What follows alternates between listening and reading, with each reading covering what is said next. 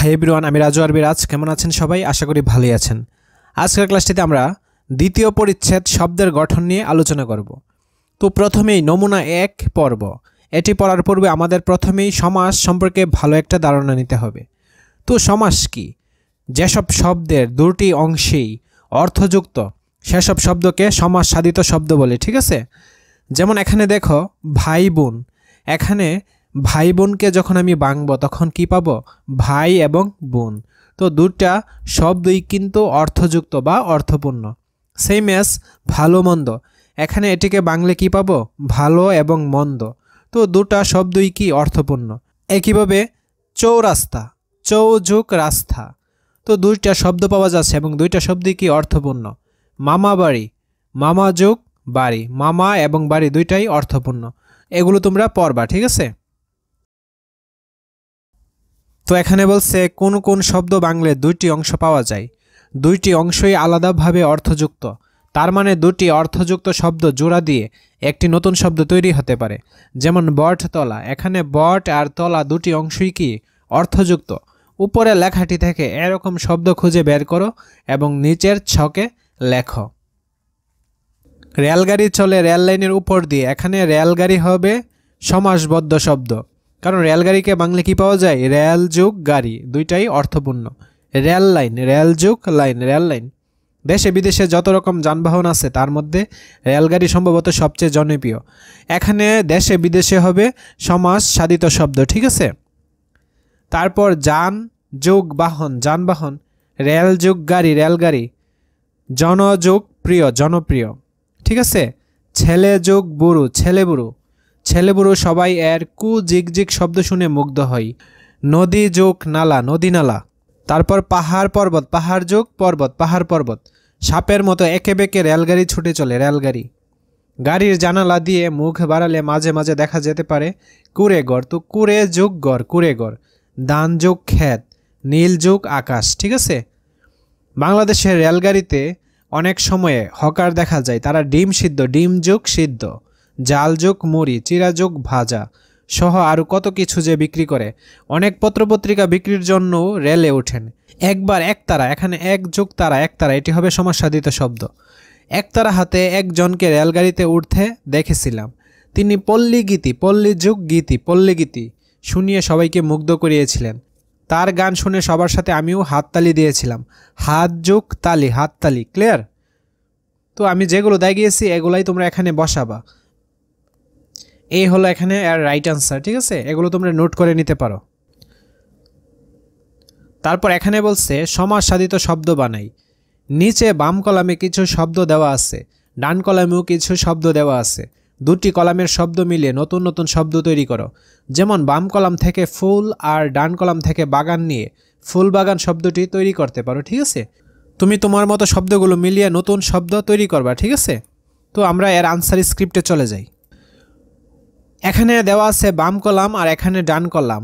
তো বাম কলামের সাথে কোন শব্দটি মিলে সমাস সাধিত শব্দ তৈরি হবে তার আনসারটা এখন আমরা দেখে নিই। তো ফুলের সাথে মিলে গাছ, ফুল গাছ, ঠিক আছে? ফল বাগান, গোলাপ জল, জীব জগৎ, প্রাণী জগৎ। এখানে জীব বিজ্ঞান দিতে পারো, ঠিক আছে? প্রাণীর সাথে আমি জগৎ দিয়ে দিয়েছি। বই খাতা, পাঠ্য পুস্তক, ঠেলা গাড়ি, আলু ভর্তা, ক্লিয়ার? অনুচ্ছেদ লিখে সমাস সাধিত শব্দ খুঁজি। কোনো একটি বিষয় নিয়ে 100 শব্দের মধ্যে একটি অনুচ্ছেদ লেখো। লেখা হয়ে গেলে সমাস প্রক্রিয়ায় গঠিত শব্দগুলো নিচে দাগ দাও। তো আমরা এখন এর আনসার স্ক্রিপ্টে চলে যাই। ফুটবল বাংলাদেশের একটি জনপ্রিয় খেলা। এখানে ফুট যুগ বল, ফুটবল। তো দুইটা শব্দেরই কি অর্থ আছে, তার কারণে এটি সমাস সাধিত শব্দ। জনযুগ প্রিয়, জনপ্রিয়। কয়েক দশক আগেও বাংলাদেশের গ্রামে গঞ্জে শহরে সর্বত্র ফুটবল প্রতিযোগিতা অনুষ্ঠিত হতো। তো এখানে বাংলা যুগ দেশ, বাংলাদেশ দুইটাই অর্থপূর্ণ।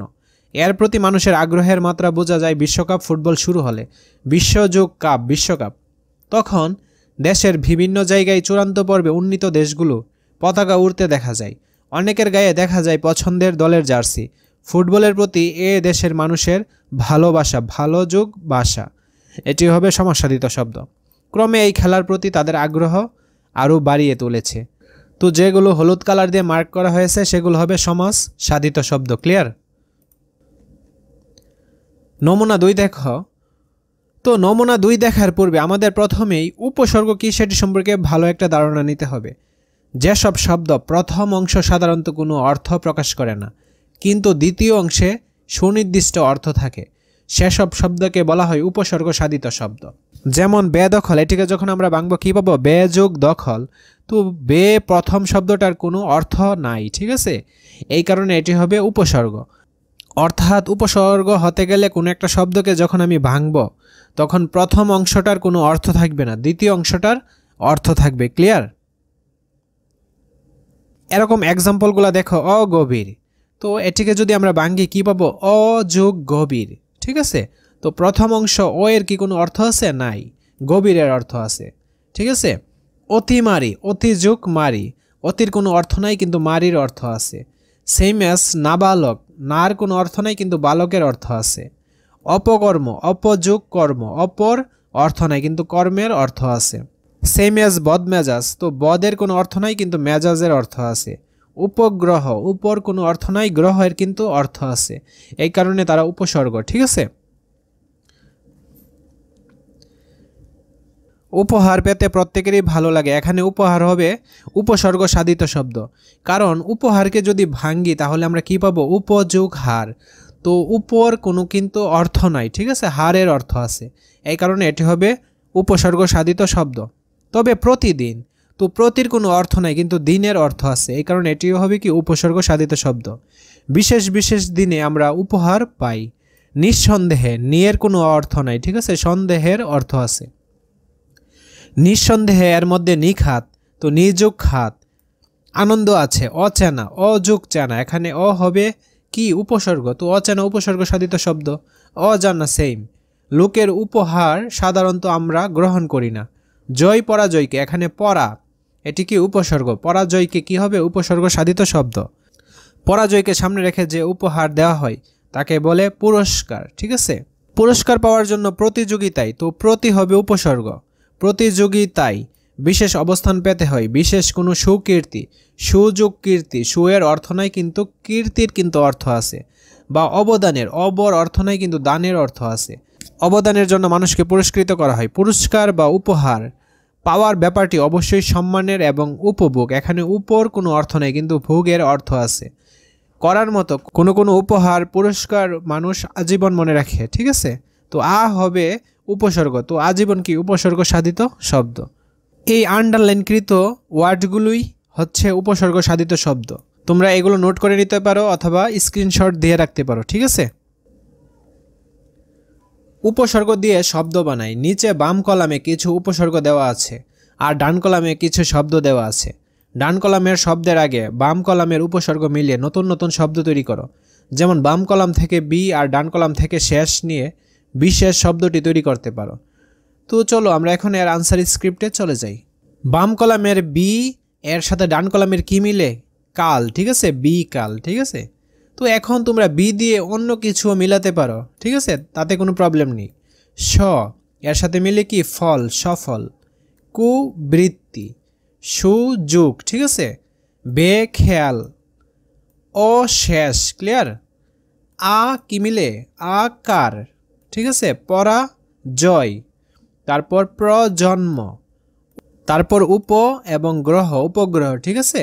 এগুলো তোমরা দেখে নিও। অনুচ্ছেদ লিখে উপসর্গ সাধিত শব্দ খুঁজি। কোনো একটি বিষয় নিয়ে 100 শব্দের মধ্যে একটি অনুচ্ছেদ লেখো।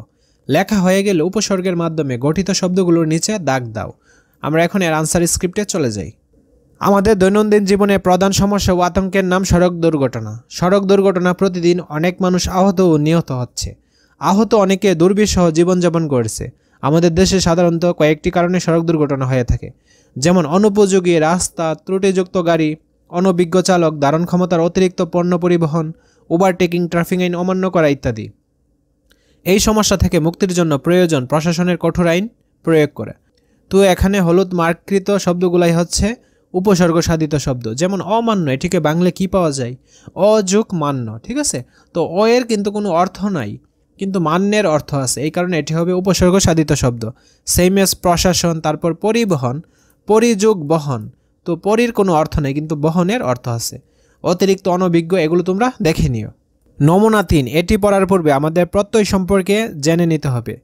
যেসব শব্দের প্রথম অংশ অর্থযুক্ত এবং দ্বিতীয় অংশ অর্থহীন, ঠিক আছে। উপসর্গের ক্ষেত্রে আমরা দেখেছিলাম প্রথম অংশ অর্থহীন কিন্তু দ্বিতীয় অংশটা ছিল অর্থযুক্ত।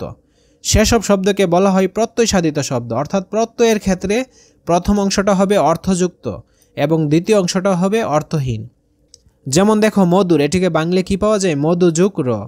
মধু হচ্ছে অর্থযুক্ত, র এর কিন্তু কোনো অর্থ নেই, তো এই কারণে এটি হবে প্রত্যয় সাধিত শব্দ। সেম এস পরু, এটিকে বাংলায় কি পাওয়া যায়? পর যুগ অ, পর, ঠিক আছে। চাষি, চাষ যুগ ই, চাষের অর্থ আছে কিন্তু ই এর কোনো অর্থ নাই, এই কারণে এটি প্রত্যয় সাধিত শব্দ। ডাকাই, ডাকা যুগ আই। প্রাণী, প্রাণ যুগ ই, প্রাণের অর্থ আছে কিন্তু দ্বিতীয় শব্দটার কি নাই? কোনো অর্থ নাই। রাষ্ট্রীয়, রাষ্ট্র যুগ ইয়, রাষ্ট্রীয়র অর্থ আছে কিন্তু ইয়র কোনো অর্থ নাই। মাতাল, মাথ যুগ আল, মাতের অর্থ আছে কিন্তু আলের অর্থ নাই। ক্লিয়ার?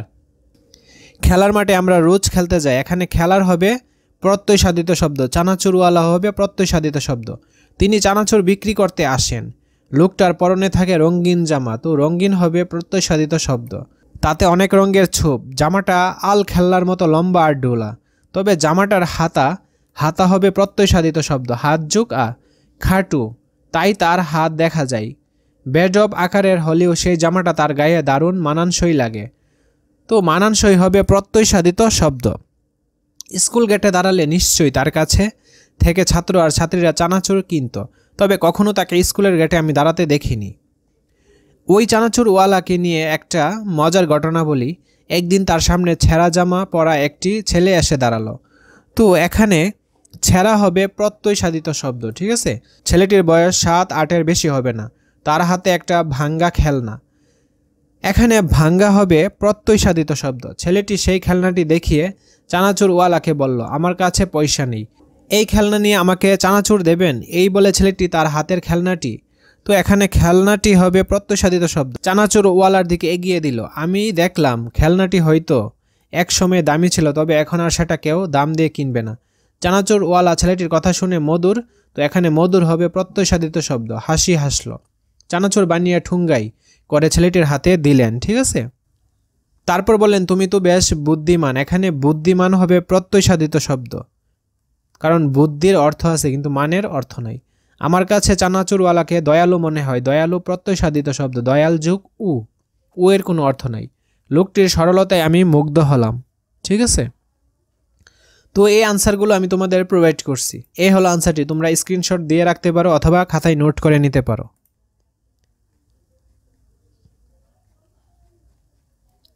প্রত্যয় দিয়ে শব্দ বানাই। নিচের বাম কলামে কিছু শব্দ দেওয়া আছে আর ডান কলামে কিছু প্রত্যয় দেওয়া আছে।